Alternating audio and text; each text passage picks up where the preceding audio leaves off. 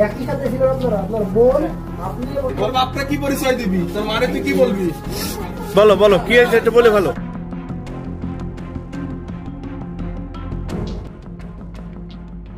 আসিয়া ঘটনায় শুরু থেকে সকল আলোচনার ফ্রন্টে ছিলেন আসিয়ার বড় বোন হামিদা। কেননা তার পাশ থেকে ছোট বোনকে তুলে নিয়ে অমানুষিক ঘটনাটি ঘটিয়েছে হিটু শেখ। কিন্তু বোনের এই ঘটনায় হামিদা আসলে কতটুকু জানেন, যে প্রশ্নের উত্তরে একই ঘটনার স্বীকারোক্তি তার কাছ থেকে মিলেছে বিভিন্নভাবে। এবং বোনের সঙ্গে এমন ঘটনায় পরিবারের সবাইকে জড়ালেও বাদ রেখেছিলেন দেবর রাতুল শেখকে। যদিও ঘটনা সূত্রে আইনের মারপ্যাচে শেষ পর্যন্ত বেঁচে যেতে পারেননি রাতুল শেখও। কিন্তু স্বামীর সঙ্গে সম্পর্ক ছিন্ন হলেও রাতুল শেখকে নিয়ে একটা প্রাসঙ্গিক আলোচনায় উঠে এসেছেন হামিদা।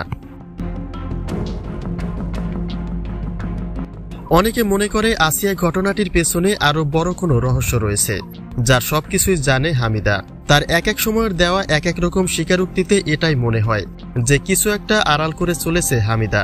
জানা যায় স্বামীর সঙ্গে খুব একটা ভালো সম্পর্ক শুরু থেকে ছিল না হামিদার।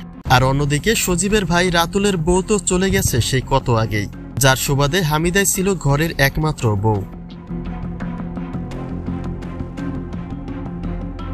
তবে হামিদার দেওয়া এক বক্তব্যে জানা যায় তার স্বামী সজীব শেখ তাকে শুধুমাত্র ভোগের পণ্যই মনে করতেন। স্ত্রীর প্রতি স্বামীর যে একটা দায়িত্ব থাকা দরকার সেটা সে কখনোই পালন করেনি। যেমন ছিল স্বামী সজীব শেখ, তেমন ছিল রাতুল শেখ ও তার শ্বশুর হিটু শেখ। বাপ ছেলেরা সবাই মিলে তাকে একই চোখে দেখেছে। হামিদা বলেন হিটুর কারণে তার দেবর রাতুল শেখের বউ সংসার ভেঙে চলে গেছে এবং তারপরেই ওই পরিবারে বউ করে আনা হয় হামিদাকে। কিন্তু শুরু থেকে স্ত্রীর অধিকার পায়নি হামিদা। অন্যদিকে আসিয়া ঘটনার পরে জানা যায় স্বামী ছাড়া পরিবারের বাকিরা যে আসিয়ার দিকে বদনজর দেয় সে বিষয়টি শাশুড়িকে জানালে তা গায়ে না মেখে উল্টো স্বাভাবিক একটা ঘটনা বলেই উড়িয়ে দেয় শাশুড়ি।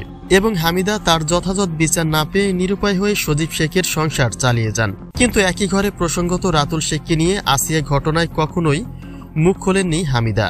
তিনি অভিযুক্তদের মধ্যে স্বামী সজীব শেখ, শ্বশুর হিটু শেখ এবং শাশুড়ি জাহেদা খাতুনকে দোষী সাব্যস্ত করেছেন। অতঃপর দেবর রাতুল শেখ গ্রেপ্তার হলেও সে বিষয়টি হালকা করে দেখছে সকলেই। কেননা আসিয়া ঘটনায় সে যে কোন ভূমিকা পালন করেছে তার কোনো সূক্ষ্ম প্রমাণ মেলেনি। যদিও হামিদার মতে রাতুল শেখও তার ঘরে আসত, তবে তার মধ্য দিয়েও মন্দের ভালোটা বোধহয় রাতুলকেই মনে করতেন হামিদা। কিন্তু বোনের সঙ্গে অনাকাঙ্ক্ষিত ঘটনাটি ঘটার পরে তার চোখে শ্বশুর বাড়ির সকলেই এখন অপরাধী এবং সেই অপরাধের কঠিন শাস্তির অপেক্ষায় রয়েছেন আসিয়ার বোন হামিদা।